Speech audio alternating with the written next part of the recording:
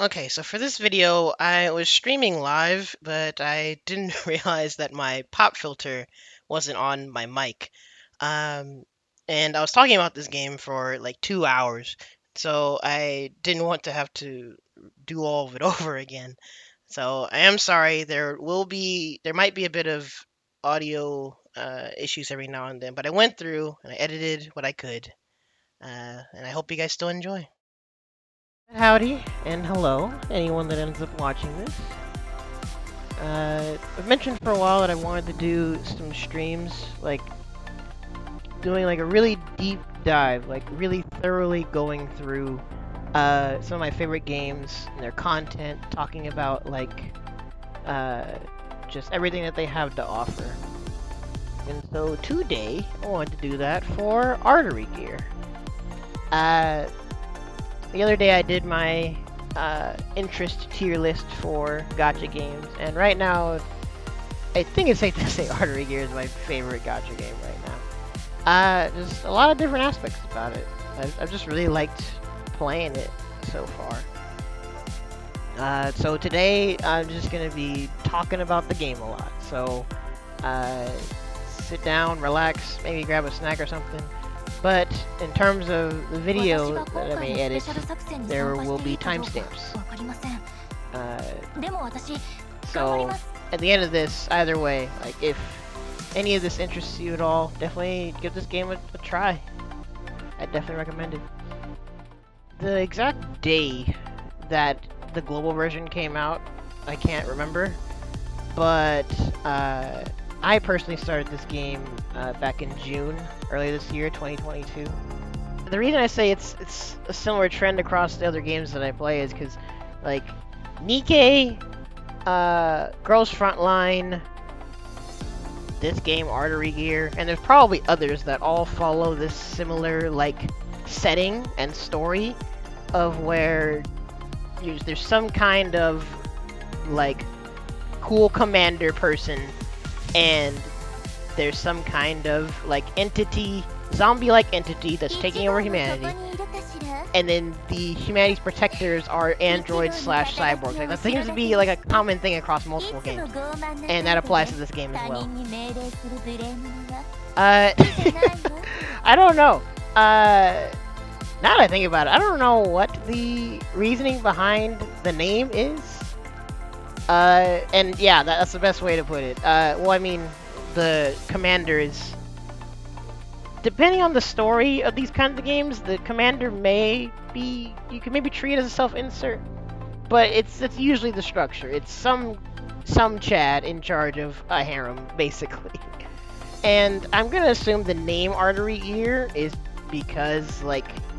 The general premise of the Artery Gears is that the reason I say they're cyborgs question mark is because I think they say that usually people that undergo the Artery Gear change, it's like prosthetics to varying degrees. Although some people, it seems like they don't, they just use like robotic like ornaments rather than like actual prosthetics on their body. It's like to varying degrees. That's why I just consider them cyborgs as far as I know. But then they have the whole... You can tell... Like, I'm not super deep into the story yet, but you can tell as the story goes on that they play off of the general theme of what does it mean to be human? Are cyborgs slash androids really human? That sort of thing. But even just aesthetic-wise, like, I dig it. Well, this is the swimsuit version of Tony, but the general, like, futuristic setting with like androids and cyborgs, I like that. That's why I play Artery Gear, I play Nikkei, I like Girls Frontline. So if any of that sounds like it's up your alley, this game fits that sort of general setting. And like I said, story-wise, I'm in chapter 9, but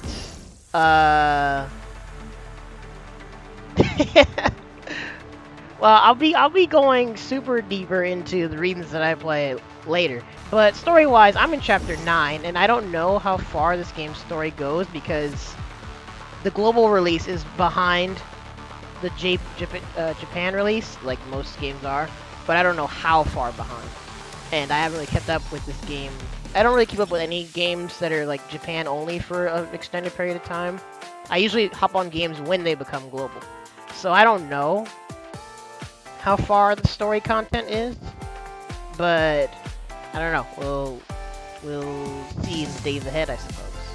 Again, I started this game in June, so we've only been playing it for 6 months. Which I guess that's something that'll bring up later to put in perspective when I like go through the aspects of this game and like my progress. Everything you're seeing is like 6 months of progress of being a free-to-play casual gacha gamer, honestly. Doing very passive progress and mostly consistent on dailies. So keep that in mind as I go through things. But we'll let Neo stretch here real quick. Art-wise, Live 2D is alright. And like most games as you would expect, they have the general art and then the Live 2D, but in-game, it's like mostly chibi stuff. Which is a good segue into the gameplay. So yeah, I'm not like an expert gacha gamer. It's only in recently this year that I've become like more aware of like the general structure of gacha games. But this game seems like it goes under the common vein of like RPG, turn-based RPG gacha game, where in terms of the general system, there's a weapon triangle or like character type triangle, and then there's 4 types within those like damage types, because you have like the tanky defender types. This game, another type they call is tactical, where these characters either have like crowd control, like stun and stuff, or they have some kind of ability that manipulates other things like speed and stuff like that. And then here, let me show you guys in here. They have a balance type. It's like just flexible for whatever. They have healers. They have strikers that deal damage. So like typical RPG stuff that you could probably expect, which is the main reason that like I like it. Because I've mentioned before in previous streams that the games that I've tended to gravitate towards with like gacha stuff, it's gameplay that it's not like overtly demanding. It's a turn-based RPG, so the bulk of quote-unquote playing the game is more so in strategy. Because again, the character types, the abilities that they all have, the ways that they like can handle battle and other enemies' abilities, like it's all centered around strategy and like team synergy. Which again, I'm not like a big gacha expert, but that does seem to be a common thread through most gacha games, or even most RPG games, is that the bulk of what you're doing is like building. Obviously, you'll build your favorite characters, waifu over meta, but in terms of like progression and dealing with like bosses and stuff, you'll be doing strategy and like looking into the types of what they can, types of abilities that they can do and whatnot. Hopefully that makes sense. So I'll probably go into this a bit more later, but you can see like this game has quite a lot of characters. There's tier lists out there for like who's good, who's like really versatile, who doesn't really get used. Again, keep it in perspective. This is after 6 months, and when it comes to me playing gachas, I am definitely in the waifu over meta category, but at the same time, I sometimes am low-key a collector. When it comes to some games, I like having as much characters as I can, even if I'm probably never going to use them. So I like having at least one copy of like everyone in the game. It's just cool to get all the different characters. But I'll show you guys a battle just so you can get an idea. Actually, in fact, I might as well show you guys something from the event. I've still been grinding that.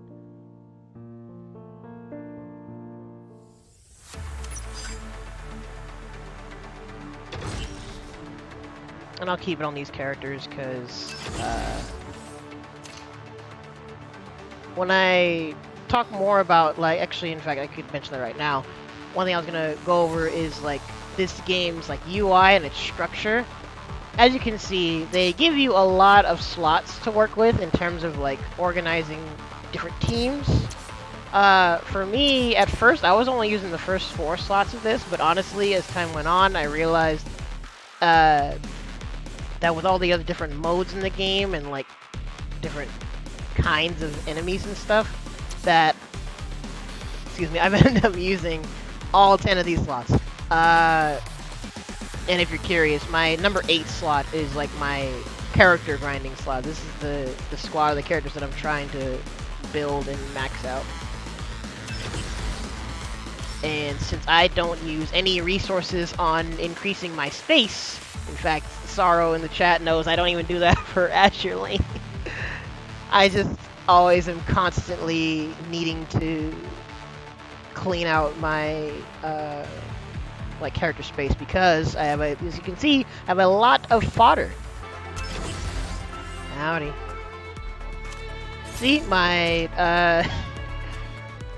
again, I always save my, because this little core thingy here, this game's what they usually call premium currency, the currency that you use for rolls on characters. I always save it for rolls entirely. I mean, I might have used it for gear and other stuff in the beginning, but I've never used it for expanding space at all. So I just constantly am needing to go through and clean up stuff, use stuff for leveling up and all that. So give me a second. Yo, howdy, Kimbo. Glad you're all stopping by for my very long, nerdy TED Talk on Artery. I appreciate it. But here we go. I'll show you guys some actual combat now. Like I said, I've been on the assumption that this is a common gacha genre of like turn-based RPG. In fact, I should turn off the auto. But yeah, as you can see, in-game wise, it's chibis. I mean, honestly, this game looks honestly really gorgeous. But yeah, turn-based. And as you guys can see, the UI is pretty, yeah, glad you noticed. The UI is like, I'd say it's pretty good overall. Things make sense. You have your toggle for auto. You can, in fact, there's a surprising amount of control you have over when you put the game into auto. You can command them to focus on lackeys first instead of the boss. So usually on the boss by default. You can double the speed if you want. Auto buttons here. And this is the kind of RPG where there is a speed mechanic. So every turn, the speed is what determines what order people go, and then how fast they'll get their turn again. So they show that timeline down here. This is the side mechanic for using like your backup assist characters. Some take turns, some don't. Or take up like your main character's turn, some of them don't. I usually don't even use this mechanic because I do a lot of things on auto. But this lovely lady Pavonis is going first, and as you guys had saw before, her type was tactical. Green damage is, I think it's called crystal. Yeah, it's called crystal. But she's in the tactical category because her thing is she not only has an attack that stuns, and 4 and 5, well, most 4-star and 5-star characters get this really elaborate animation when they do their third skill. Very cool. But see, she not only has a stun, but Pavonis' thing, which you guys will see later on, she's a freaking Naruto character, is that when her normal attack hits someone that has the burn attribute, again, this is an RPG, so there's a lot of like effects and status effects and stuff, which is where the strategy part comes in.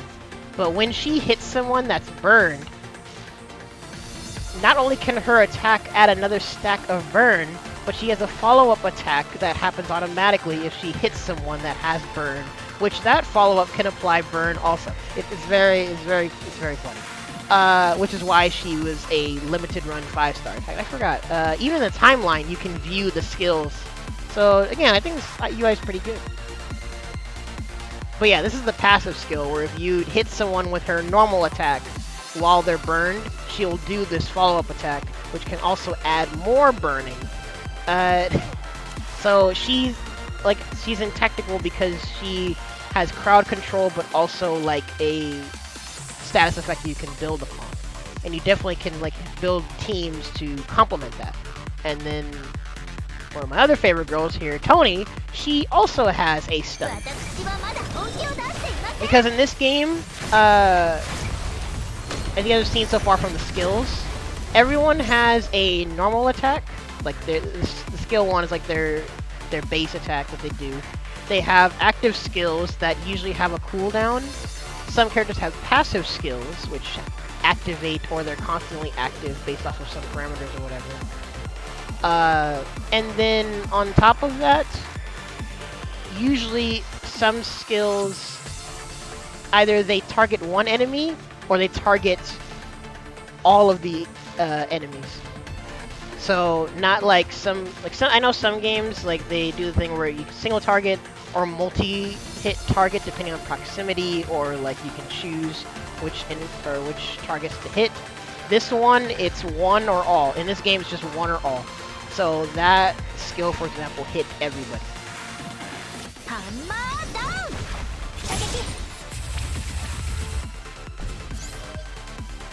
And I guess I'm kind of doing you guys a disservice here.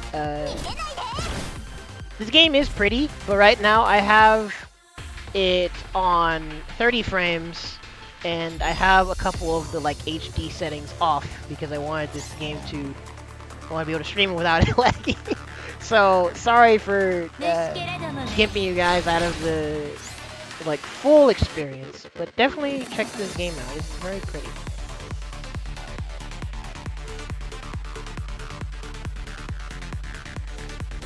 But, let's see. Oh, yeah. I know I'll also speed this up. Yeah. I can't tell if it's just slowing down or not.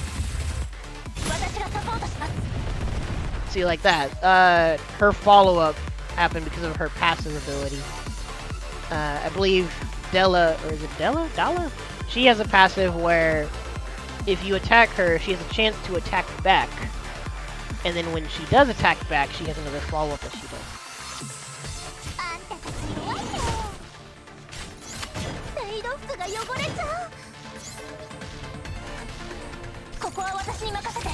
Oh, she's a 4-star, but she doesn't get a fancy animation.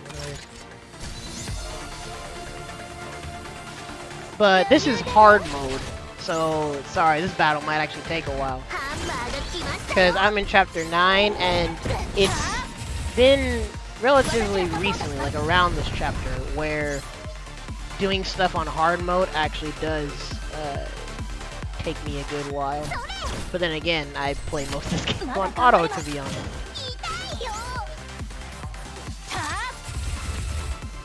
But yeah, hopefully, well actually I might as well show you guys this mechanic too. So,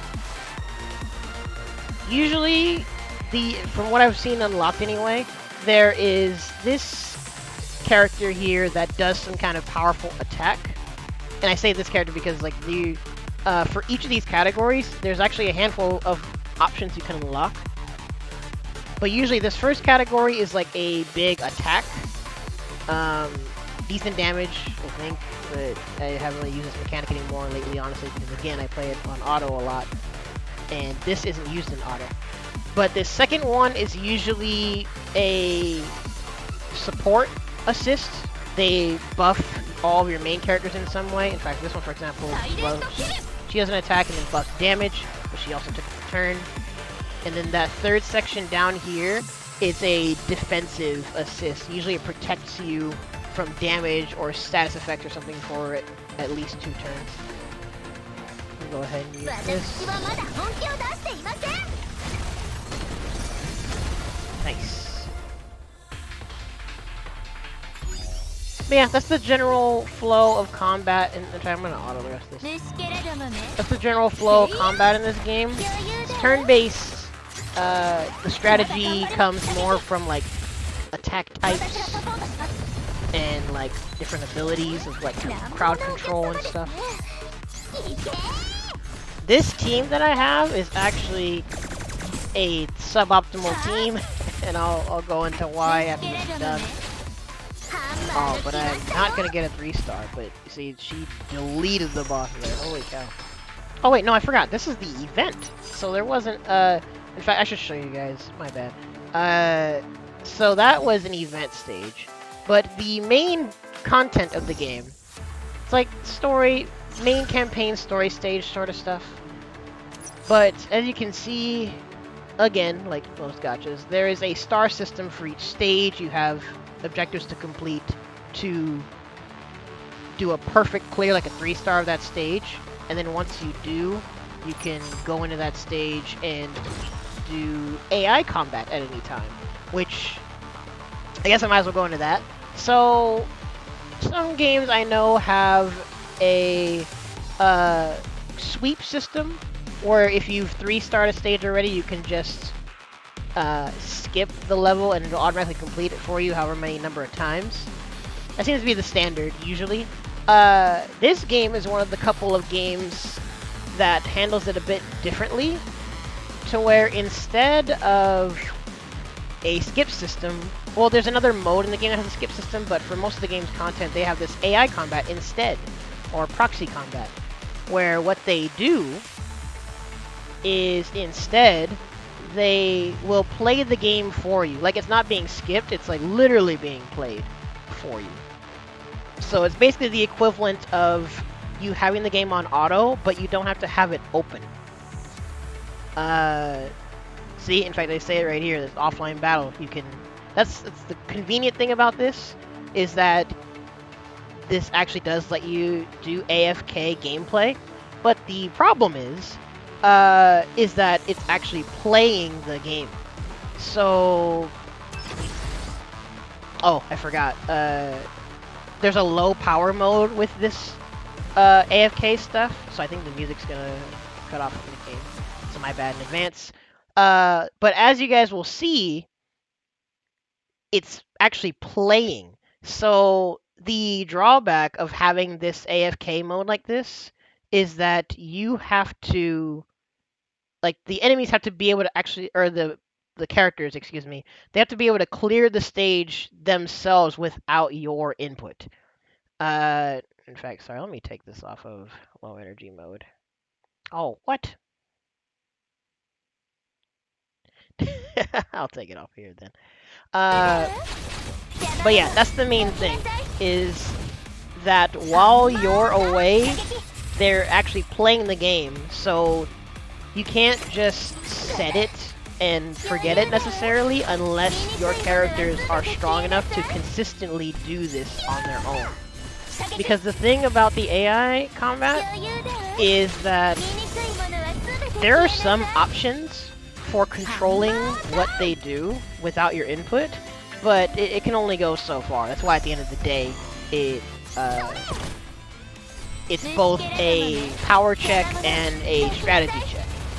Like, you can't just throw characters in there to auto unless, like, you have it set up for them to be able to do it on their own. But I'll even show you guys. Where is it at? Here we go. Team formation. So, for example, this is my squad for one of the boss modes that I'll show you guys in a second. You have these plans you can set up where you can actually tell them what order to use their skills in. Some characters have, some characters they have unique conditions that they let you change for activating those skills, and they won't do it unless like that use case comes up. It can be really helpful for when you're fighting a boss that you need to apply a status effect to and like maximize damage. So you see, there's some options here for controlling what they do whenever you're not playing. But again, it can only go so far. They need to be strong enough or be able to survive long enough to clear the mission. Which, that's actually another system mechanic that they keep you from laming out bosses. Is there's something called prosthetic rejection? I forget the actual name of it, and I don't know if I could demonstrate it right now. But basically, there is a mechanic in the game to where some certain characters have a certain number of turns up until a big debuff happens. I assume it's to keep you from like overly outlaming bosses, because like some bosses you can just try and keep healing yourself and just whittle away at them, but there's a certain point where this prosthetic rejection or whatever kicks in, and your characters, I think they do less damage and take more damage. I don't know if it's in here in the help, which is, I guess, another segue into the UI of this game. There are like hints and tips like throughout the game. But content-wise, I'll be going into that later. But that's the gameplay in a nutshell. Again, RPG stuff. And if you like strategy, turn-based stuff, this like checks that basic box that I think a lot of games usually do, right? But now, that's the gameplay. What's the structure of the content of the game? So, with every gacha, I imagine the main concerns are usually story content, dailies, and then whatever other modes there are to help you farm materials, right? So, the thing I like about this game's dailies, in fact, you can see I did most of mine except my main quest.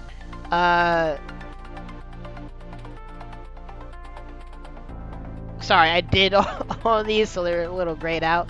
But for the most part, this game's dailies, they want you to be doing the basic things that help with your character growth and progression.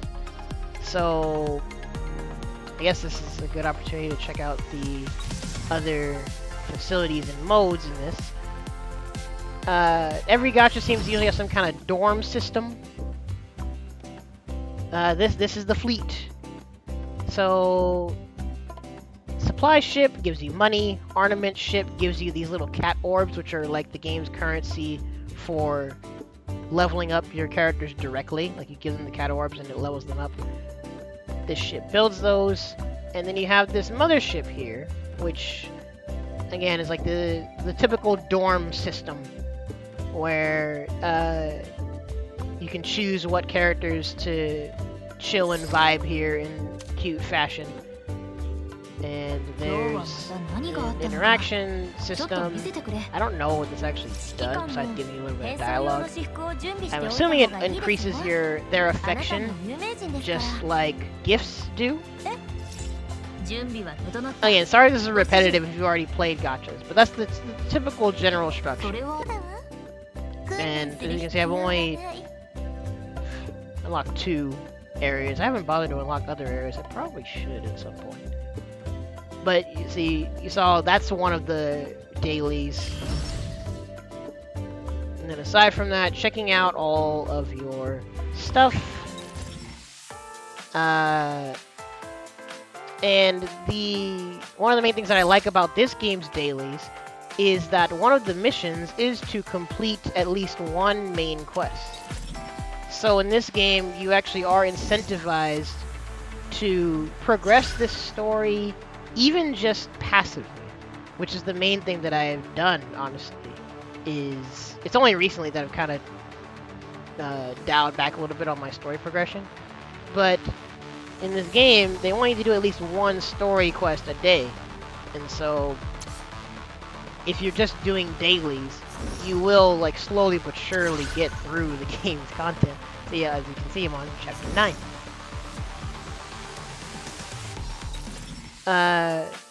So aside from that, like, character growth, because in addition to those, like, that interaction, they want you to level up a character, they want you to level up a piece of gear, typical stuff like that.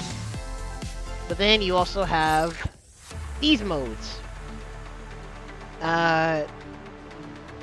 So data collection is a mode where you get these little research keys.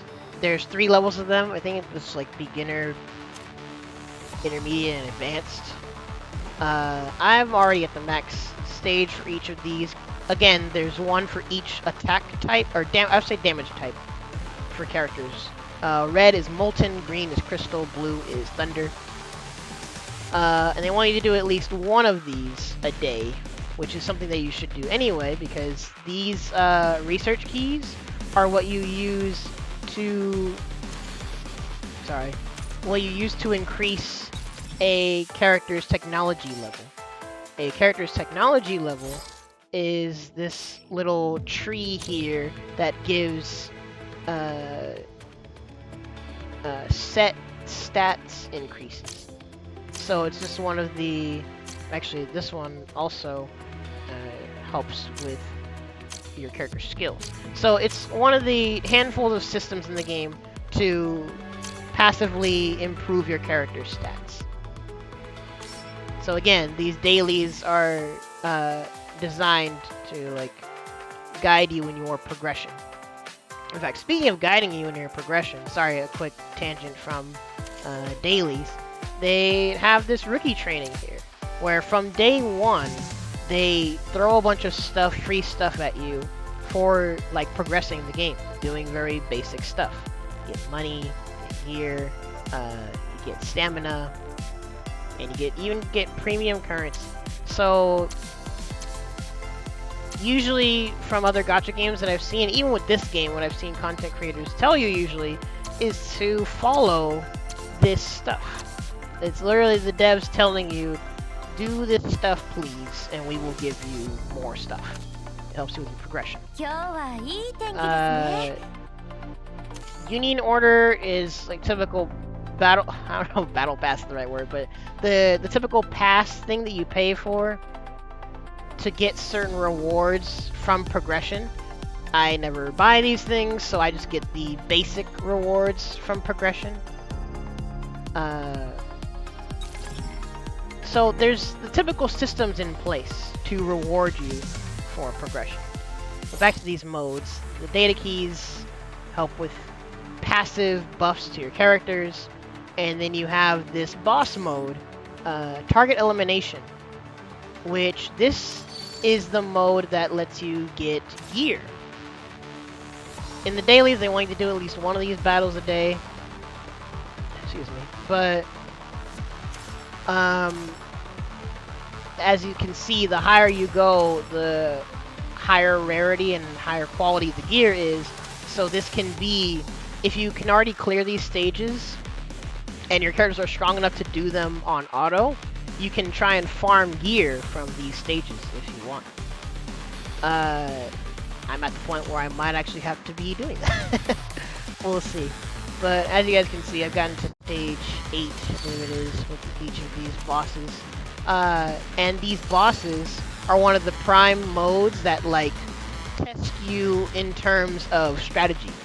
In fact, when you do a battle, they usually show it when... Yeah, they usually show it when you lose. But, oh wait. Oh, no, this actually shows you, I think, who other people have used.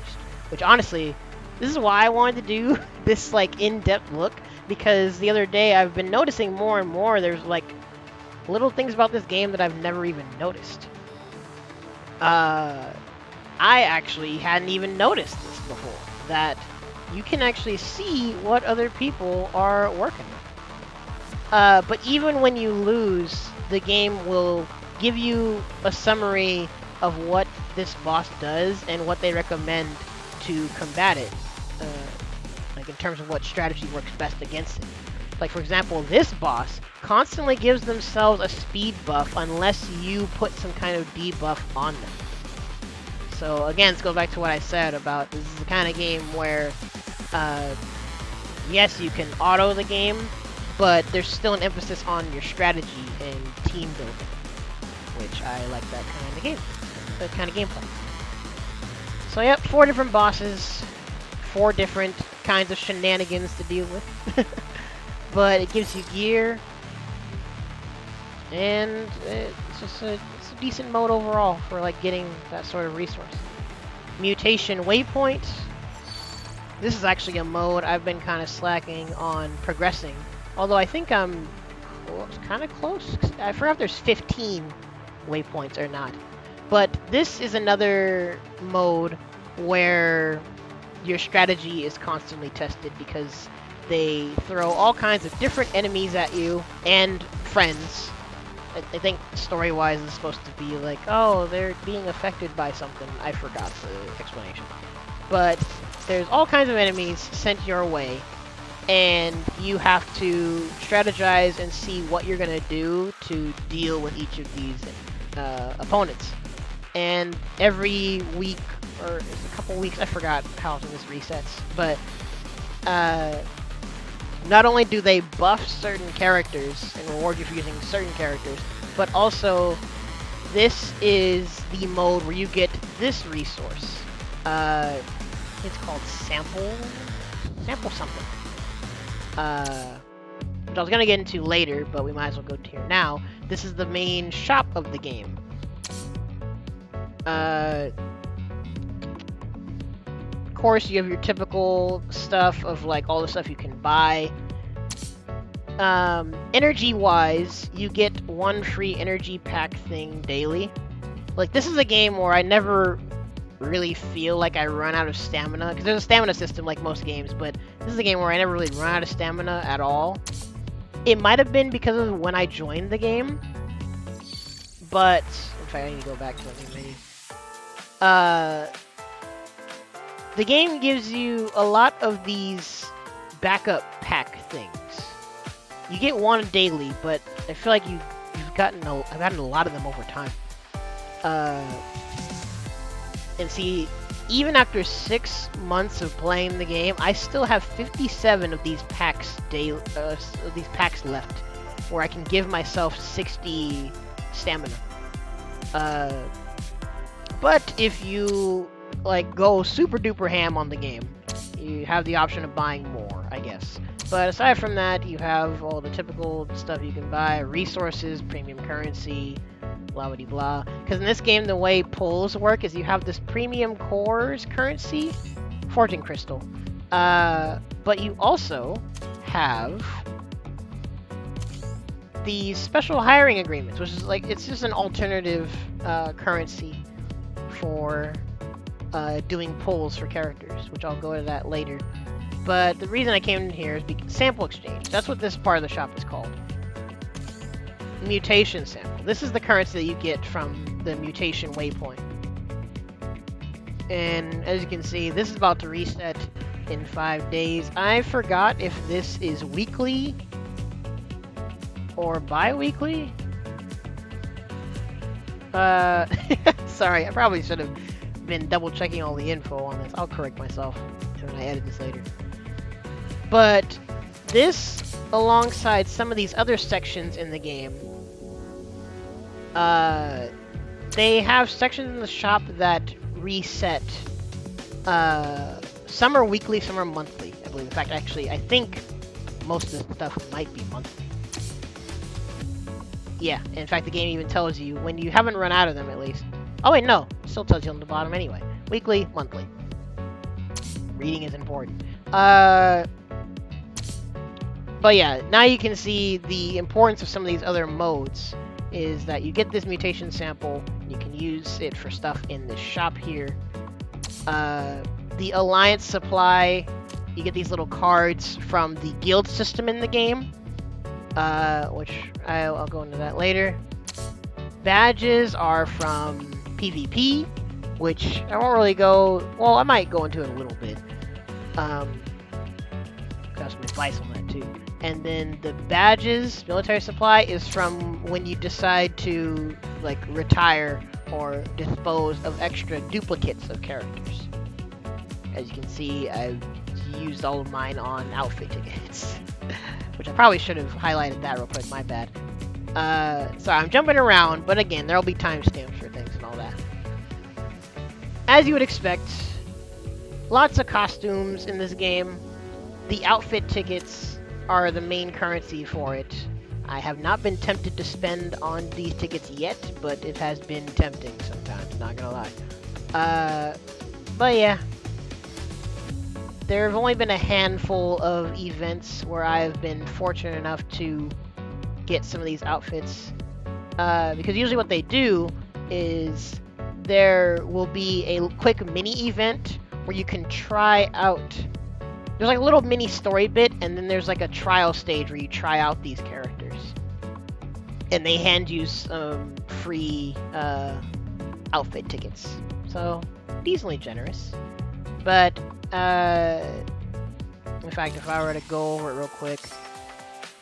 As you can see, as a free-to-play player, the most outfits that I've gotten was Alma's swimsuit, Tony's swimsuit, and I think that's it.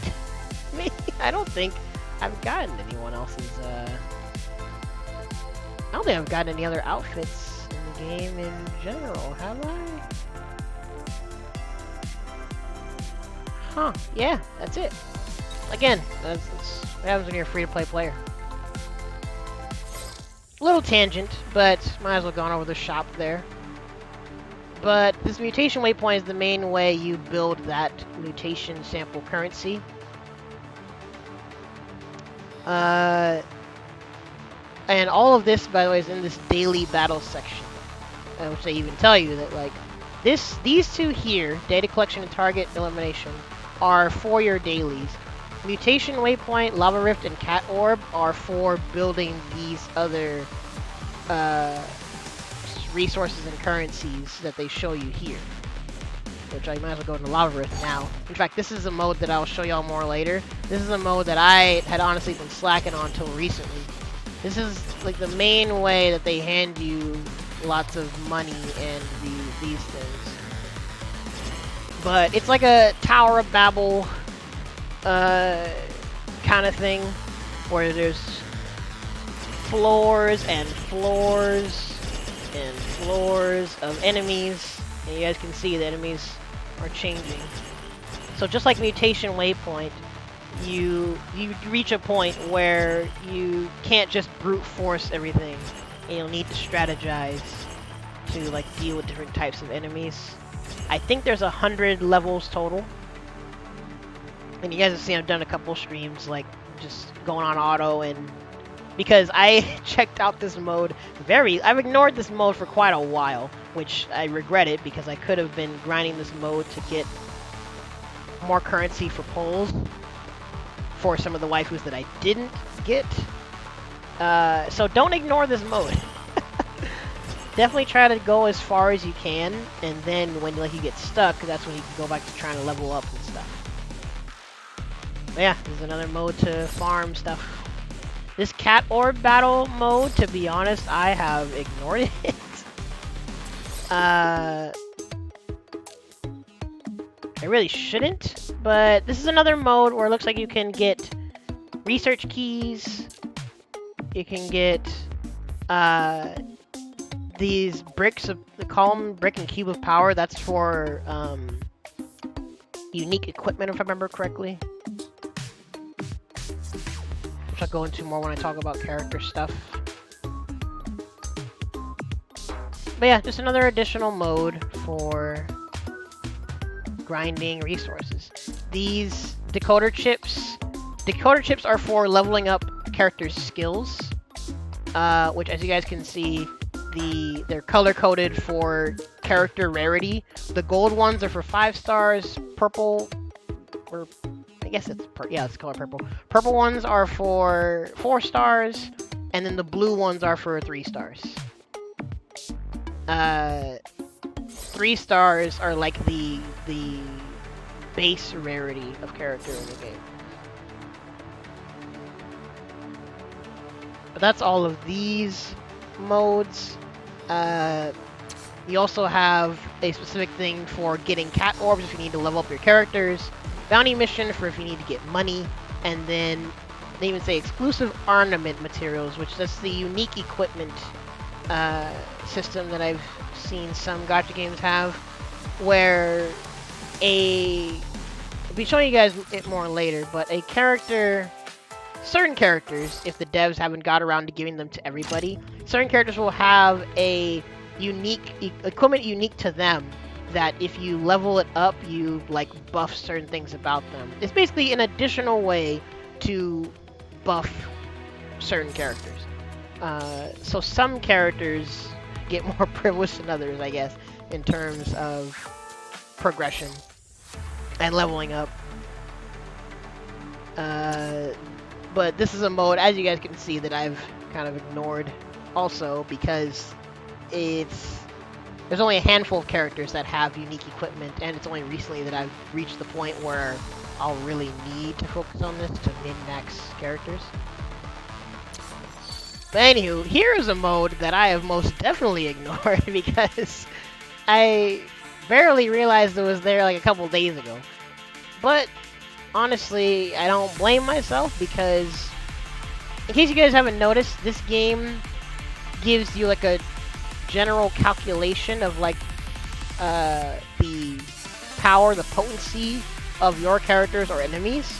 So usually when you fight these enemies, you need to make sure that your power, I don't know how they calculate it on the back end, you get to make sure your power is somewhere near that power of the enemy. I can't really give an estimate, to be honest, I'm sorry, of like what's a good range to where you'll be able to beat enemies like manually versus beat them on auto.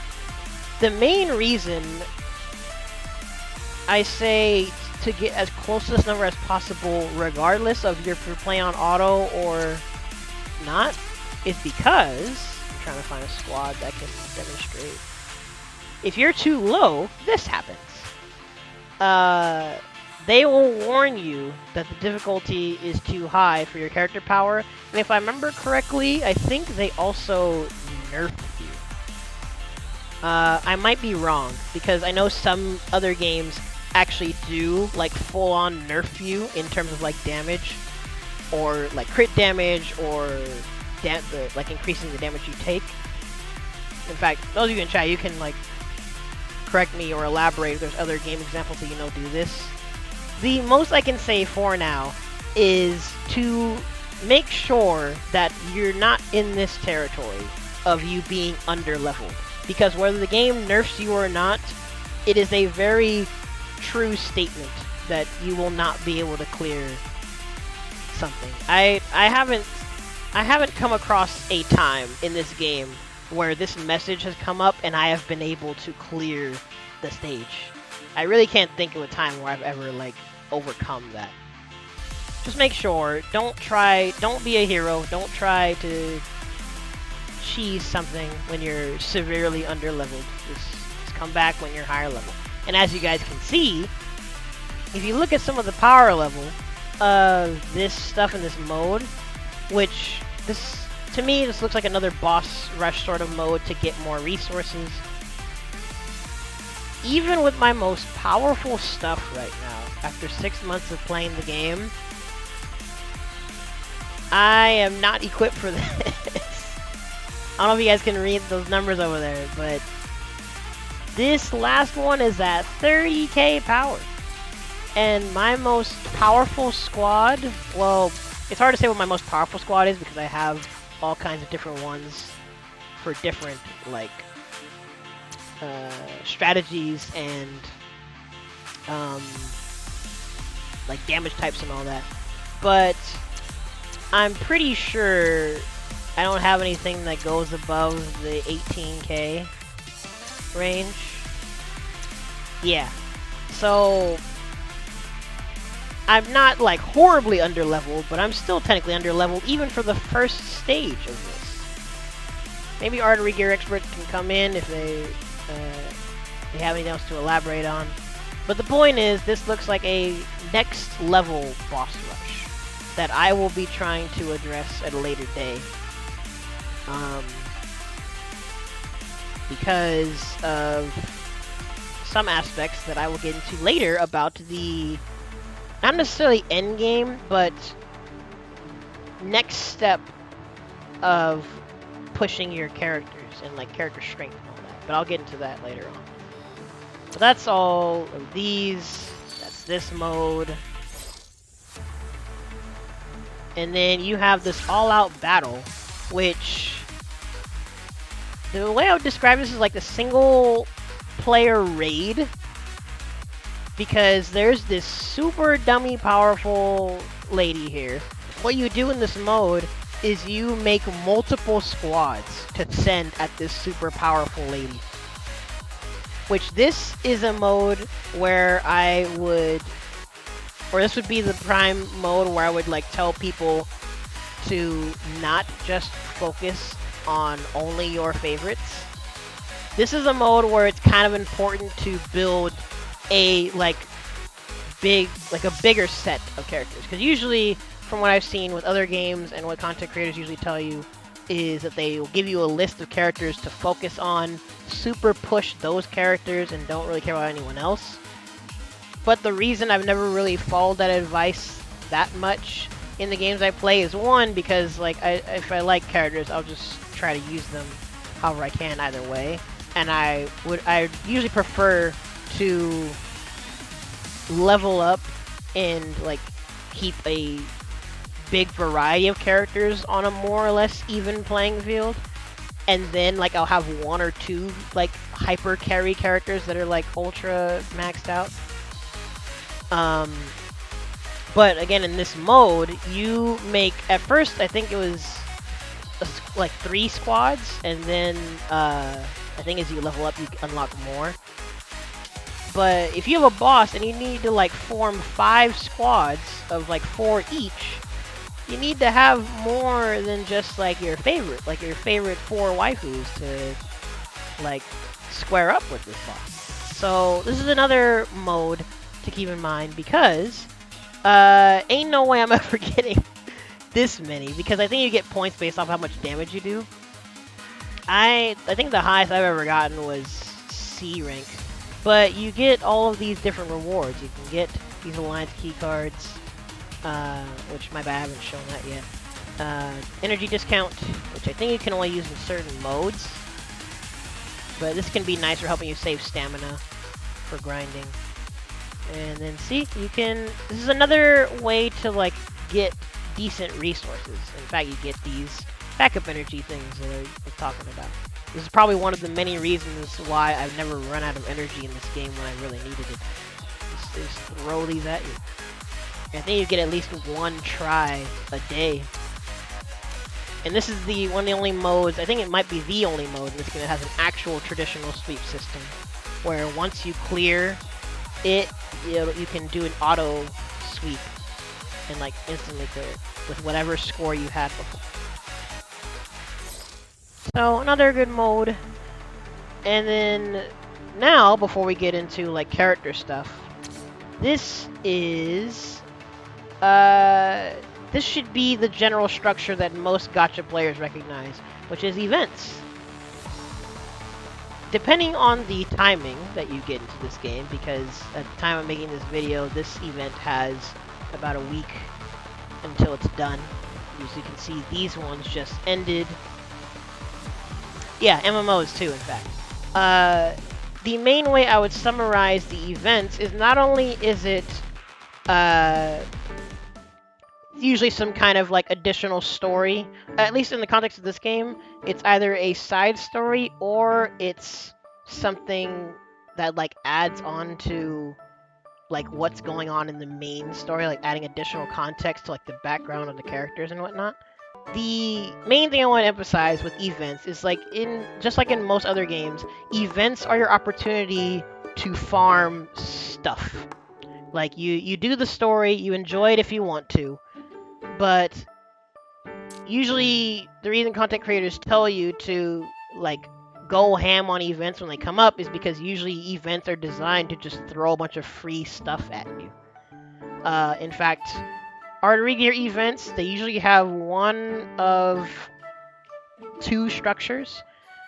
Either they have stages where you get one kind of currency to... Well, I can't show you guys because this one's already done. But you get one kind of currency which act as a currency to do a boss fight of some kind, which gets you another currency, which you use on another gacha. Basically, sounds convoluted, but it makes sense like when you like play it and you like get into the flow of it. And this little mini gacha here just has a bunch of free stuff for you to get, and they do it in rounds, which is why when these events come up, you can do your dailies, focus on progression if you want, but usually you want to focus on these events to just clear, like they usually call it clearing out the shop, because you want to clear out as much of these resources as you can get. This structure is one of the two main structures of the events, because the other structure is usually there is like story missions, and then the last three are EX missions, these are like the missions that are perfect for you grinding and farming on, because these missions give your characters a bunch of XP. In fact, as you guys can see, I have my level up squad here. Usually what I'll do is I'll grind an event, I'll go through, clear the story, and then I want to get to this last stage, because what you can do is you can slap on one or maybe two of your most powerful characters, and then you slap on two other characters that you want to level up. In fact, I didn't even notice that Gia is already maxed out. So, what I will be doing later is I will be... Where's she at? I thought I just started her up. See, I just bumped her up to 6 stars, and I'll be going into it more in a second, but when you start up a character, you increase their max level. So now what I'll be doing is I will be doing I'll be doing auto gameplay to max out these characters that still aren't at max level yet. And aside from doing that, you get this other event currency to take to this event's shop. And usually, I wasn't going to go into all these other materials, because to be honest, I don't really use them that much, but this is stuff for gear, like upgrading your gear. But you can get money, you can get the cat orbs for leveling up your characters, you can get these... What distinguishes this fodder from the other fodder robots I was showing you guys earlier is that these ones come pre-maxed out. So these ones are perfect for starring them up automatically to use for the next level of fodder that you need to star up your main characters, which I'll show you more in depth in a second. But you can get those, you can get these research keys. In fact, you guys can see everything that I've gotten so far. And the main thing that I prioritize when clearing the shop in these events is pull currency. Because if I see waifus that I want to get, I want to make sure that I get them and do as much pulls as I can. So, when it comes to events, you can take this advice with a grain of salt or not, but personally, if you need characters, I always say to focus on getting your pull currency first. So that way, you do as much as you can, and then you can try to pull for whatever new character this event came with, if you want them. Which is actually what we'll be doing later. We will try to pull for Veronica. But, yep. In fact, this event still has almost 2 weeks. Or, actually, no, this event has about a week. And then the shop, usually gacha shops, they stay open for a week after the event ends to make sure that people still get to use all their currency. but that's the second structure that the second of the two structures that this game usually follows with its events. Sorry. There's also this little boss thing too, but I haven't even been going to this yet. But regardless of which of the two structures that these events follow, in typical gacha fashion, you want to clear out those shops as much as you can. Get all the resources that they are just throwing at you for free. In fact, there's also usually a quest list that like throws even more resources at you for grinding the event as much as you can. But yeah, that's event stuff. So I've been showing you guys the structure of the game, showing you guys all the stuff that you can farm and all that. So I probably should show you guys like character stuff. So like I said before, as you can see, lots of characters in this game.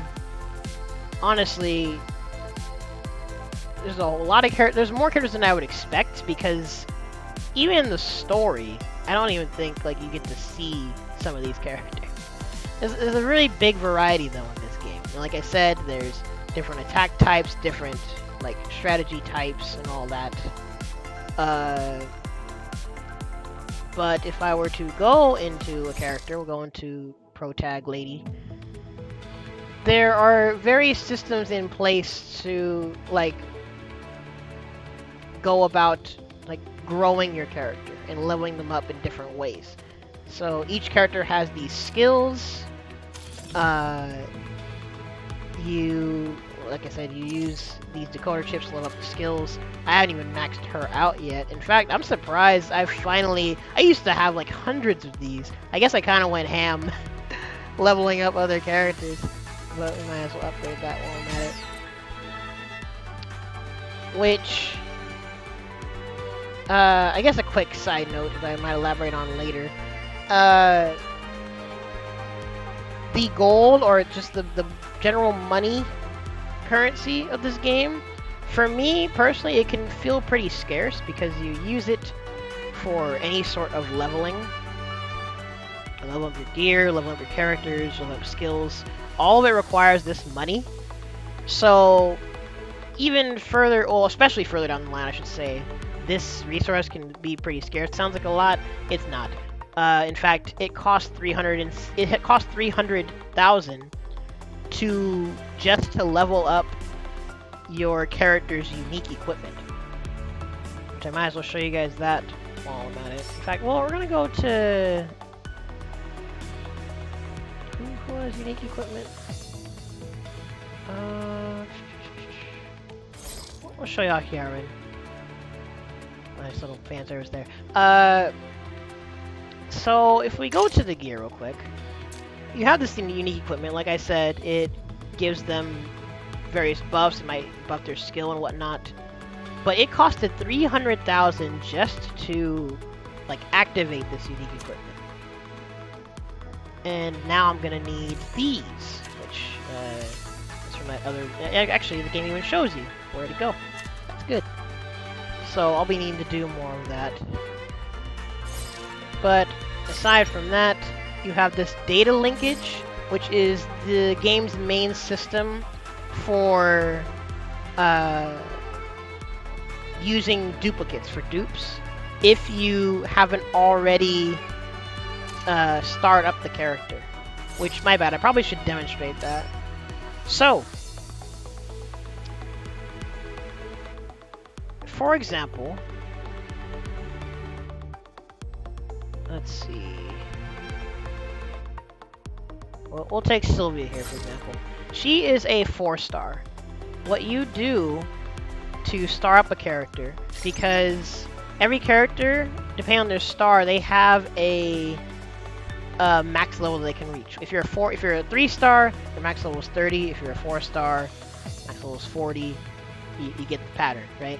So what you do, once they reach their max, you have to feed them characters of their same star level to star them up, to limit break them to the next level. So for example, I will show you guys with fodder, because that's what you're supposed to do anyway. So let me see if I have the resources to demonstrate this. I do. Alright, check this out. Excuse me. So, we have this fodder guy here. What you do, in fact, this is, once you get into the later part of the game, this is one of the main ways to fulfill the upgrade an AG, upgrade a character daily, because, as you can see, a lot of characters might be at max level. So, I already know how many cat orbs this takes to get to max level for this character. It's okay, we're wasting a little bit of XP. But we are going to get this fodder to max level. Level 30, sick nasty. Alright, now, to star up someone from 3-star to 4-star, if they are 3 stars, you need to feed them 3 other 3 stars. Lucky for me, I have a whole bunch of fodder that I really need to get rid of. And you start up. Bada boom. They are now a 4-star. So their max level has increased. And then, I don't think I have the resources to do this. No, I don't. But, I do have other characters. In fact, I might just do it now, just for y'all anyway. I have a handful of characters that I've ignored, to be honest, but again, once you reach the point where like a lot of your cast is like 6 stars and 5 stars, if you have the spare resources, you can just like level up other characters if you want, just if you feel like it. Because again, I do have the tendency sometimes to be like go into collector completionist territory of just like leveling everyone else up, getting everyone that I can just to have them all there. But say we have this 4-star here. She's at max. So what I would need to do is I would need to take 4 other 4 stars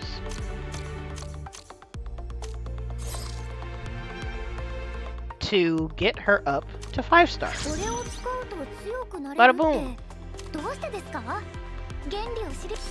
And then, as you would figure, that's what you need to... The same thing applies to 5 stars, is to get this Frame Girl collab character to 6 stars, I would need to give her 5 stars, which I do not have because I just used them all on Chihaya.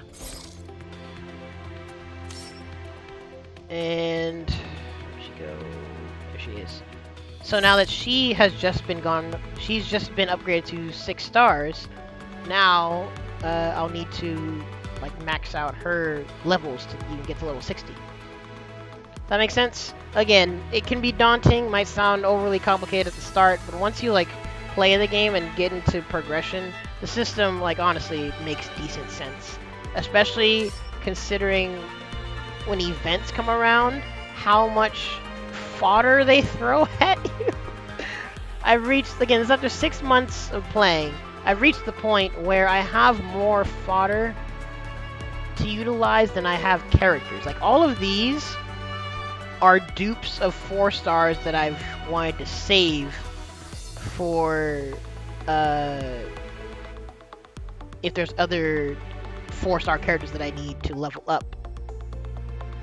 Or if there's 4-star fodder that I need to take up to 5-star to use that 5-star fodder to level up my characters, if that makes sense. And I guess to add context, these dupes of all these 4 stars I have kept because, as you can see here at the bottom, these little, what shape is this? These little icons here, that's the data linkage. That shows you how many levels in their data linkage you've done so far, which again is fulfilled by giving your character duplicates. And all of the 4 stars that I've saved are because, like, most of them, their data linkage is already complete. And as you would figure, my 5 stars, most of them have no data linkage because getting 5-star dupes is not easy. Pavonis, in fact, only came back 1 time so far for another event, and I was trying to pull for the other character. I didn't get her. But that's one of the systems for character growth. data linkage, leveling up these skills, which you use the decoder chips for. Hyaron is one of the best healers in the game, by the way. If not the best healer in the game. She's one of the characters that, like, when content creators say re-roll for her, I don't blame you. She's very helpful to have. But next is gear. And this is where I'll go into what I was gonna hint at earlier, where the quote-unquote end game for this game feels like it centers around gear. Because, as you can see, level 60 is the max in this game. Can't go any higher than that at this point in time. So, once you do that, your main point of optimization is in gear. The gear system, each gear has these little attributes that it can have, little stat boosts, but it's also like a grid system where they reward you for having a certain assortment of a certain number of certain types of gears. The gear types are repos. This is how you say this word, right? Repos. Repo.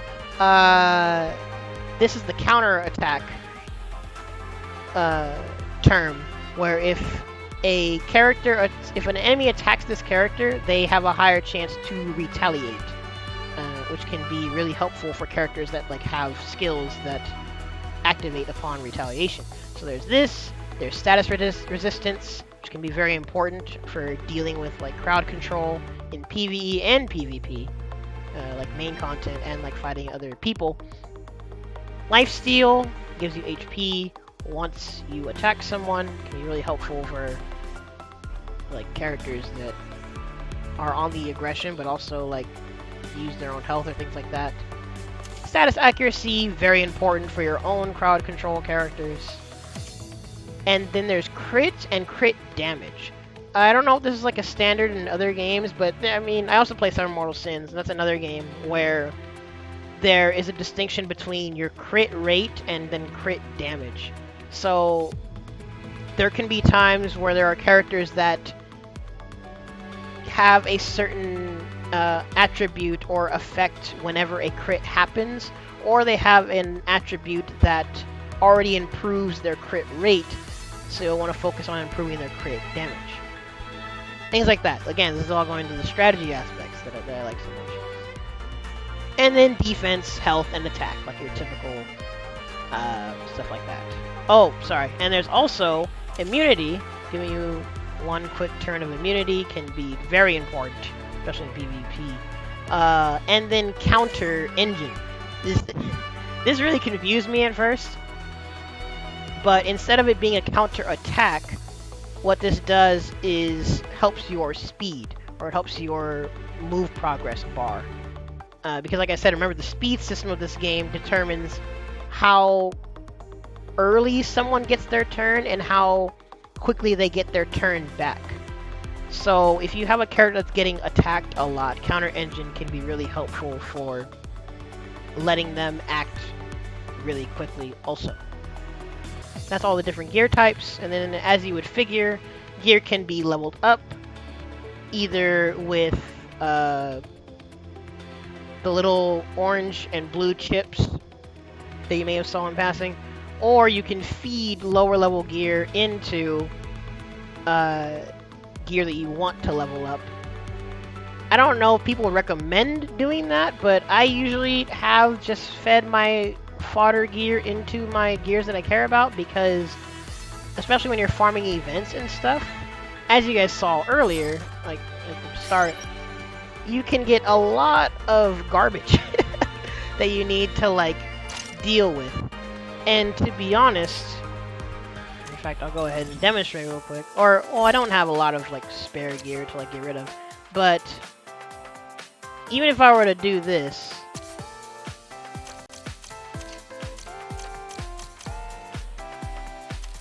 you get pennies, basically, for disassembling gear and selling it.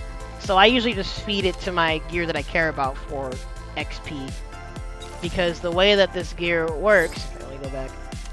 the way the gear attributes work is that they are locked until you get them to a certain. They're not active until you get that gear to a certain level.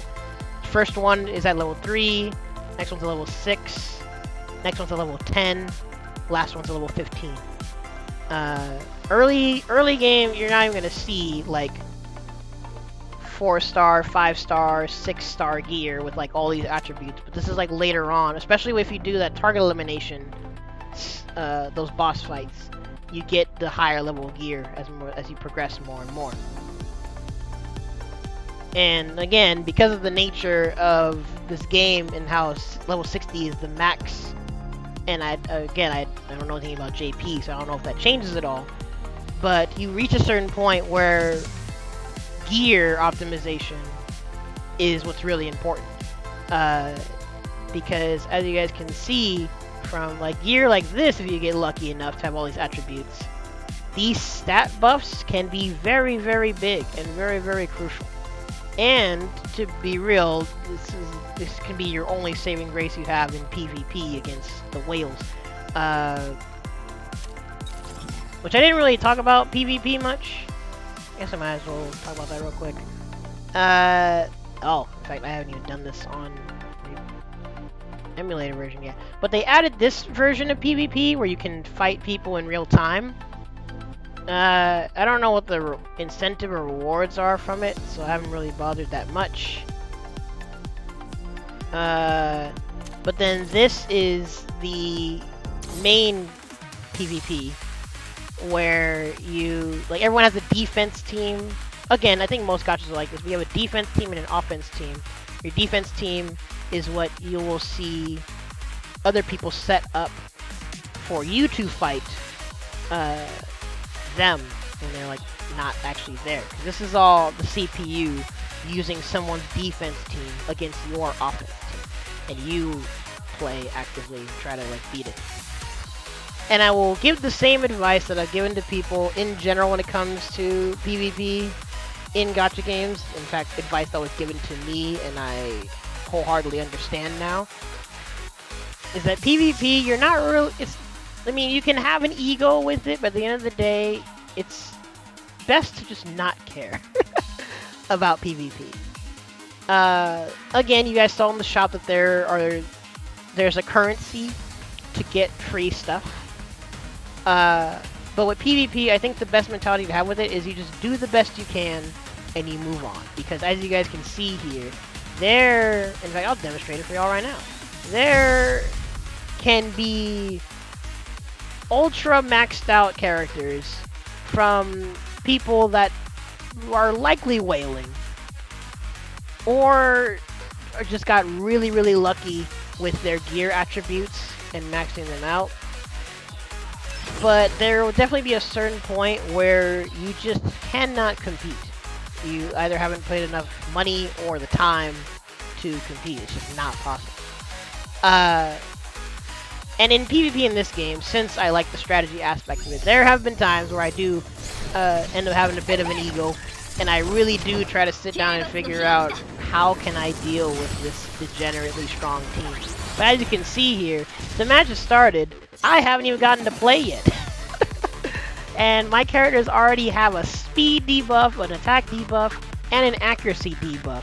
Which I forgot to mention that about the game system, by the way.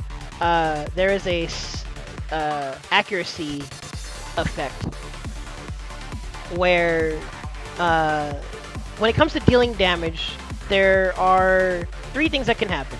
You can do the basic damage, you can do a crit and crit damage, or there's something called deflect. Deflect super reduces the damage that someone takes, and it negates any status effects that would have been afflicted. And deflect usually happens either if you attack someone of the superior damage type, or if you have this stat or accuracy reduction effect on you. And the game even tells you, not only is that effect there, but also, since I am using Korak's blue Harpy lady here, she is a blue type. If I try to go and attack a green type, it'll tell you that it is weak, and your attack is likely to be deflected. versus strong, if you attack the attack type that, if you attack the damage type that you beat, you'll do more damage, and your status effects are more likely to apply. So I'm gonna try to stun Madoka. Madoka is one of the most busted characters in the game, by the way. Shocker. But look, see, I'm the right attack type, but since I had that effect on me, the damage deflected, I didn't get my stun, and now this whale character is going to delete me. Quite unfortunate. And as you can figure, this ain't looking good, so I'm gonna go ahead and skedaddle. A rage quit just counts it as a loss, but it's not live, so no shame in wasting time. Or no shame in not wasting time. But yeah, that's PvP. Sorry to go on a tangent, I forgot to go into that more. I wasn't really going to talk that much about it anyway, but I just wanted to give that little advice either way to people that play gacha games. Do the best you can in PvP. Don't get hung up on it. But in terms of progression, character growth, and the resources, I think I covered everything. Because that, for example, was a prime example of showing where min-maxing your gear is very important.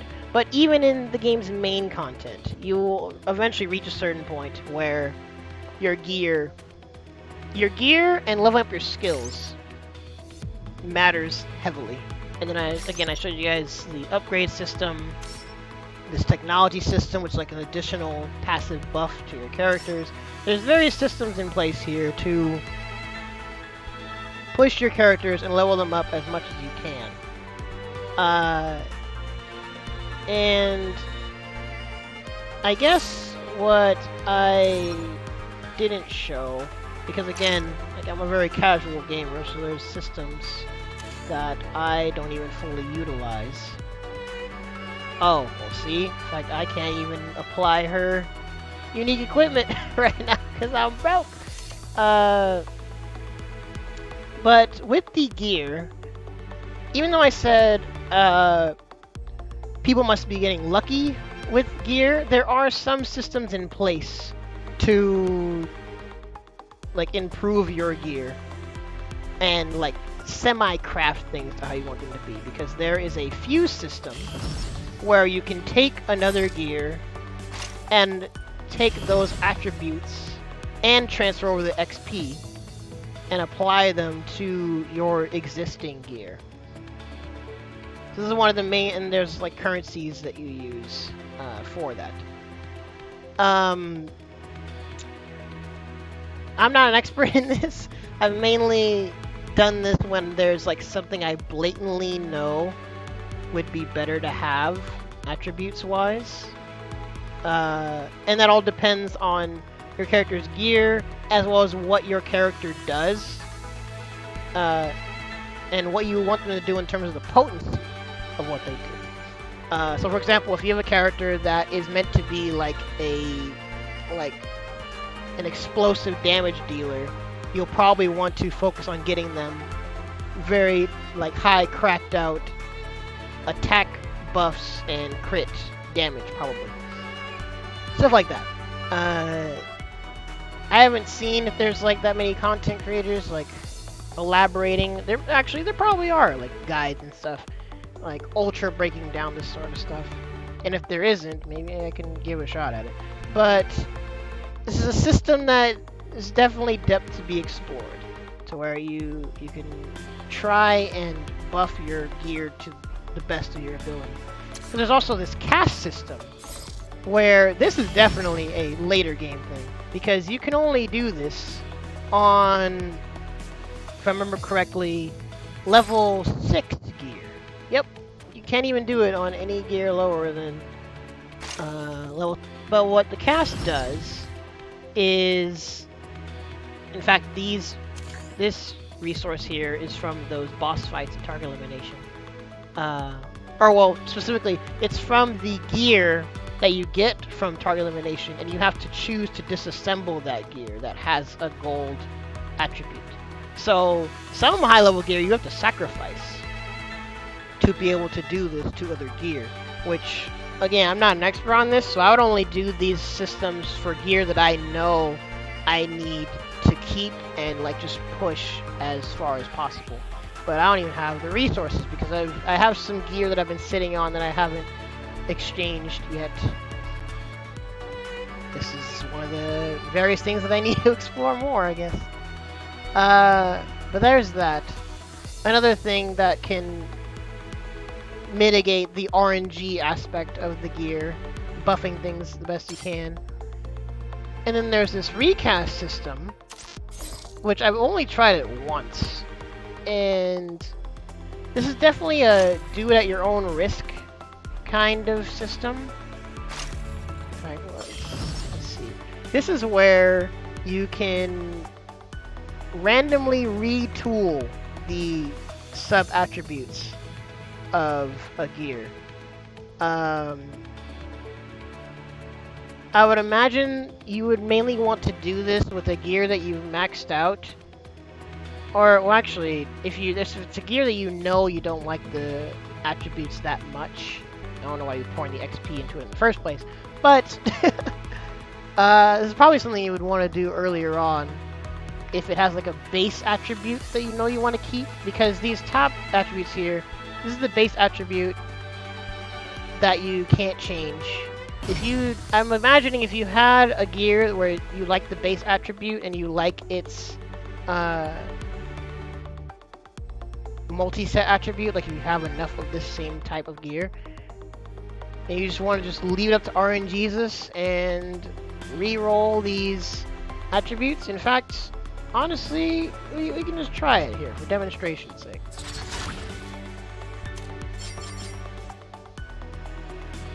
That was terrible. Everything was worse. So we're gonna not do that. I'm glad that it gives you the option to at least keep what you had. But yeah, that's definitely a system where you know what you're getting into. This, I would imagine, this is probably a last resort.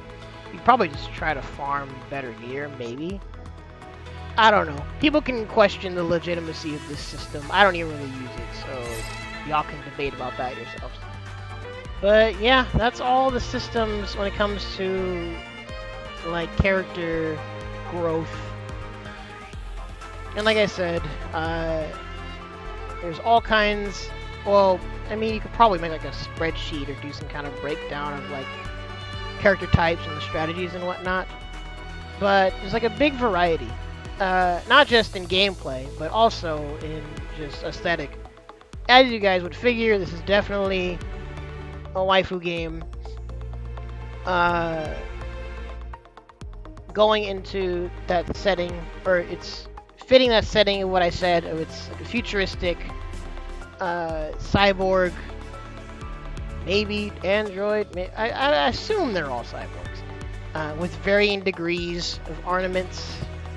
Some designs that confuse me, but the waifus are there. So if this is your aesthetic, there's definitely some here for you. Whatever your preferences are. In fact, as you guys have seen, there's different collabs. Frame Girl, I don't even know what that is, but that collab happened a couple months ago. Everyone knows the freaking Altair Ryza characters.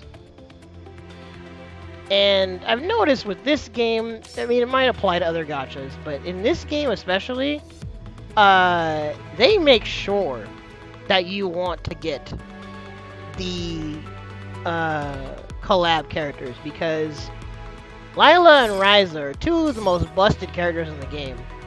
Her crit and crit damage is insane. She, like, automatically attacks you back every other time you attack her. It's kind of nuts. This Frame Girl character, at least what I've seen in PvP, if you max her out, she can just delete you for attacking her for some reason. It's wild. So like I said earlier, I don't know if like there are like known content creators for the game. In terms of the gacha game like content creators that I follow, they usually like check out the game every now and then, or they hop on the wave of like talking about the game when it first came out, and then they kind of like don't even touch it ever again. But I guess it's one of the many things I'll need to explore is seeing who else covers this game. If there's anyone else that you guys know covers this game, be sure to let me know. But at the least, like I said, I wanted to do at least like a deeper dive into this game's content. There's still things I'm going to need to explore. As you guys saw, there's plenty of modes that I either didn't even know about or I haven't even touched. So I'll be trying to do more progression with that. But in terms of the in-game, like informational content, you know, like I said, the UI, I think it's solid. There is also, oh, actually, in fact, there's this, not only do they have this guide system here of like showing you where to get different things, how to upgrade stuff. See, and they even organize it by like what types of things, the gear, resources. I was honestly kind of impressed with how thorough this is. Again, there's some of these sections that I haven't even seen before. But on top of that, there is this little icon here that like shows you, for the most part, the majority of the things you need to know about the game. They explain the character attributes, how battle works, how gear stuff works, the shop. Like, I think in terms of the game's in-game tutorial content, I think it's pretty solid. And then, like I said, I'll just see if I find content creators that like cover this game more. And then on top of that, for anyone that does care about lore, cares about characterization, like background stuff, there's all this stuff here. All of the story arts here. You can revisit any of the cutscenes at any time. And they have this whole like lore tree of the different kinds of artery gears. Like, there's a whole history behind it all. The different factions. Some of them, the info isn't there. Yeah, see, like you can tell there's some characters that they haven't like added to be playable yet, but they're relevant in the lore. And then if you don't have the character, you can't look at their info yet. But it's cool, like lore stuff to dive into. And then there's the general gallery of everyone in the game. You can see all the characters I don't have, but 71%, not bad, pretty cool. I have all of the assist characters. Oh, there's fodder that I don't have? I thought I've gotten all the fodder before. What in the world? Or does this say... Oh, no, it shows what you have gotten. Huh. I haven't even gotten all of the fodder. It's kind of sad. So, yep, you can see all of that. You have your gallery for music. This is my favorite song. I'm going to put this back on the lobby. And...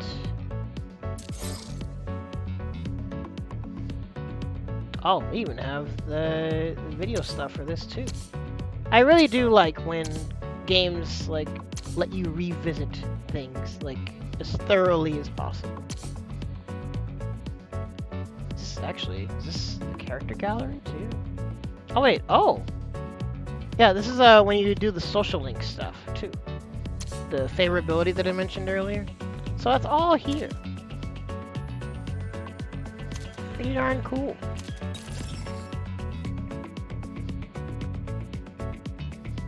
So, that's all the game's content. I think I covered everything of importance, right?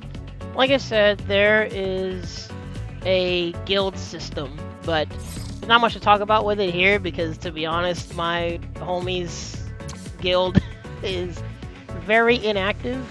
The cool thing about this guild system is that you can like give each other like items and stuff. But everyone that I was playing this game with before doesn't really play this game anymore. I mean, well, as far as I know, they all stopped. I mean, if they did join other union, that'd be kind of messed up. But I don't know. I'll have to see if I'll join another union or if anyone like wants to hop on this game again. I know people have had like either they've lost interest or they've had like some opinions on the game, like when the whole Ryza event is this count as controversy? That whole controversy started with like how much you have to whale, I guess. There was a whole drama thing about it that I didn't really care about. Because again, I'm a free-to-play player, and I progress. I get who I like if I can. I got really lucky getting Pavonis, so I'm chilling. Honestly, it sucks that I didn't get the other girl from her second event. I'll see if I can find her. Because, I mean, obviously I wanted her for waifu reasons, but she's actually, like, low-key busted. This girl. Can I... Oh, hey, let me view her. Cool. I was really trying to get her, but I didn't get lucky. But she's actually really, really strong. She's in the category of characters that do a lot of damage and are really good at clearing out mobs of enemies. But that's just the nature of gacha games. Sometimes you get lucky, sometimes you don't. It just depends on the generosity of the game. I mean, Grey Fox, that can happen sometimes. Like I said, I think with this game, they make sure that collab characters are the cream of the crop in terms of tier lists. But it also so happens that every now and then the big titty waifus are also some of the strongest characters. Pavonis, I think, is one of the best characters in the game. She's stunned, but also inflicts massive amounts of burn damage and puts burn damage on top of burn damage. So, again, I would assume that devs know exactly what they're doing with, for the most part, making the likely most popular waifus also be dummy good. And again, this is like, the thing is that people get incentivized to spend their real money on, so it's like, just makes logical sense to make it worth the money or worth the time. One of the two.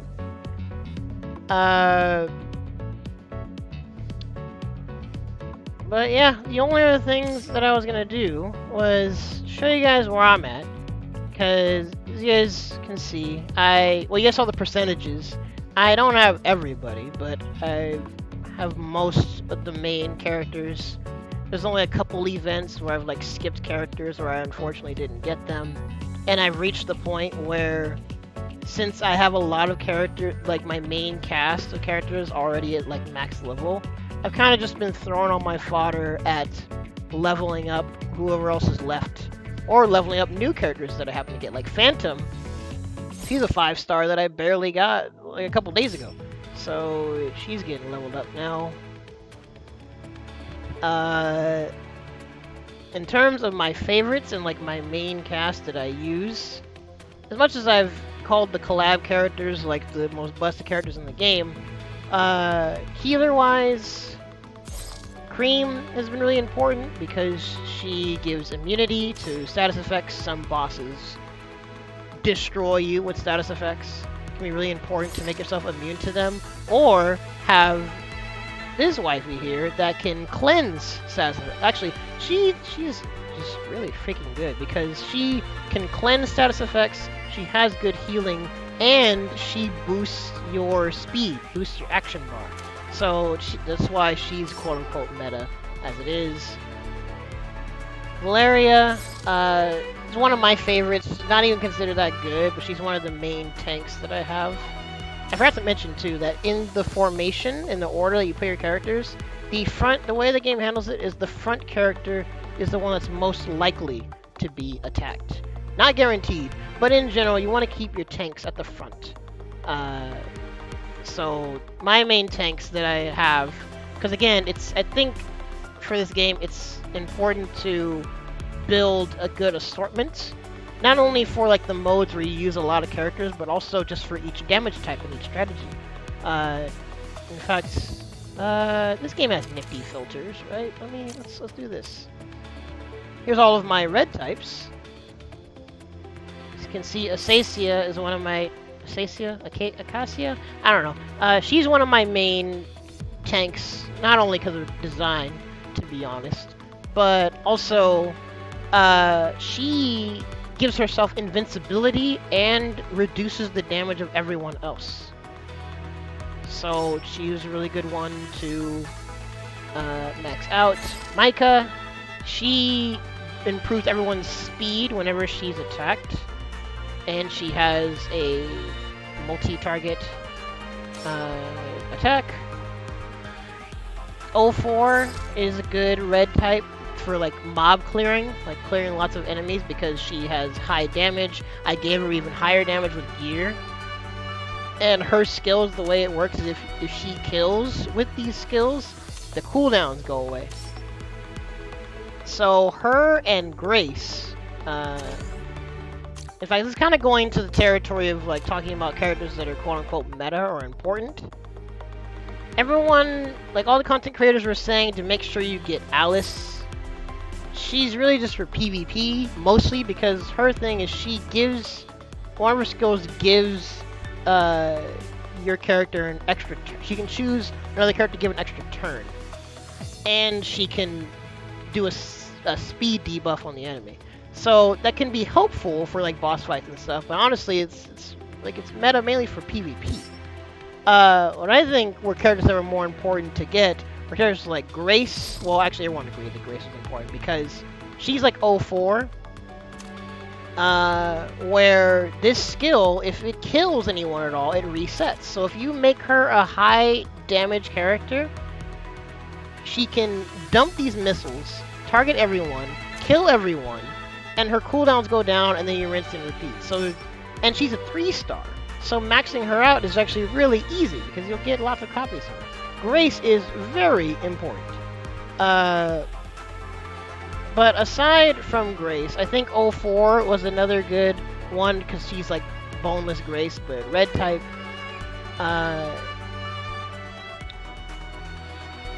In terms of like quote-unquote meta characters, like if you're like the reroll type of character where you're trying to like have the best starting point of your account, I think Hyarin is like one of the best characters to start with. Ever, because like she's just such a dummy good healer. There's such a big assortment of characters. You can probably manage whatever kind of team you want to make. But that's the one character I would say if you really feel like re-rolling your account when starting out, make sure you get Hyarin. Which actually I forgot. That's one of the main positive points about this game. Is like everyone, usually when people make beginner videos on this game, they'll tell you the characters to reroll for, and usually not that many games have a built-in reroll system to where you get your first set of characters you can roll for, and then you can like re-roll that until you decide to stick with it. This game has it built in to where your first set of rolls that the game hands you, you can do it infinitely until you settle on those first 10 characters that you start the game with. So try to get Hyarin. That's all I'll say in terms of reroll advice. Again, there's like content creators that at least put out stuff for like week 1 of the game. So there's general advice out there. There's tier lists out there. Y'all can check those out if you want. But that's the most that I would sum up for y'all. And you guys can see where I'm at in terms of roster.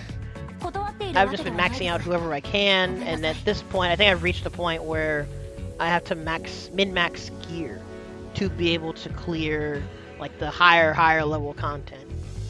So that's what I will be doing. I'll be progressing the story, because again, this game lets you progress the story passively through dailies, but I also have those other modes that I will need to do.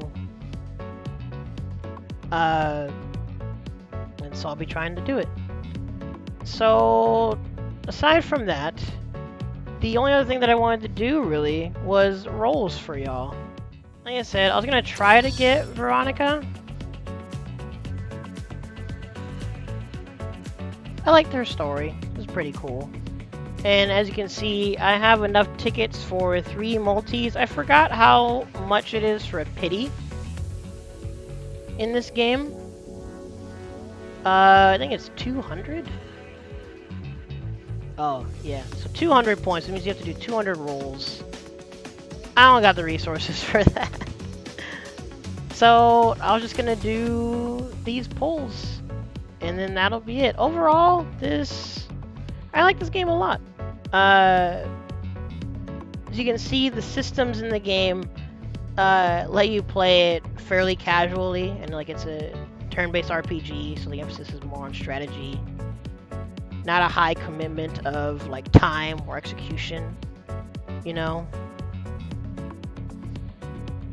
And I'll just keep playing the game, progressing, seeing what other characters come up. In fact, I'll probably need to take a sneak peek at what's going on the JP side, because again, I'm not in the loop of like content creators, so like maybe there are people out there that summarize what's coming up in the future, but also to try and take a glance at it myself.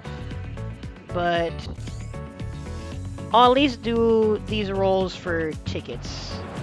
I might save my premium currency.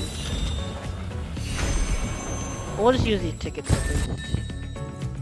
Let's see what we get. And again, you reach the point where I already have all the 3 stars. I think I have the majority of 4 stars. And most of them have their data linkage done. So, like, if I don't get a 5-star in polls, then it's nothing new, probably. I didn't mean to skip that initial animation. Do I have Tony maxed out? I don't know. Again, I don't know if Tony's considered meta, but she's one of my favorites, so I use her a lot. Oh! We got something new. Word! Oh, I got 2! Hold up! That was 2 5-stars. I don't want to hit skip, because I think it does skip 5 stars even if they're new.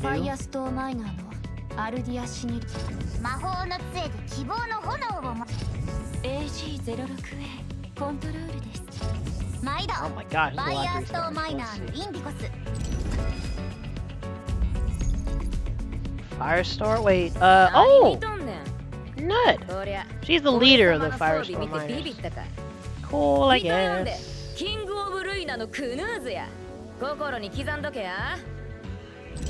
And who else did we get? This. Auto Luna. Veronica! Yay! We did it! Nice! So to be honest, I'm not really gonna try and burn resources on getting dupes. Oh, we got a Sacy. Sick nasty GG's indeed. Alrighty. And like other games that I play too, when you get certain characters, they'll flash a quick deal at you for like getting those characters. But again, I am free to play. But that is cool. We got the event character, so now I just have gonna finish clearing out the shop from the event, and then we'll see. Excuse me. We'll see what else we do, or what other events come out around next. Because I know the villain lady Clarice is gonna be in the polls soon. I forgot how to view that notification. Shows you when the game opens up. But that's gonna be it for me. Hopefully you guys enjoyed this long, nerdy rambling on this game. But like I said, there's a handful of games that I want to do a deep, thorough dive into them. Even highlighting some of the stuff that I hadn't even known about before. There's more to explore for this game. So we'll see what else comes out. But hopefully you guys enjoyed watching, and then I'll catch y'all for future stuff. Thanks for watching. Hope you had a chill time. If you like me, be sure to subscribe. If you want more to see, check out what's next to the Chibi. Links to my social media or anything else I may have mentioned is in the description. That's all for now. Laters.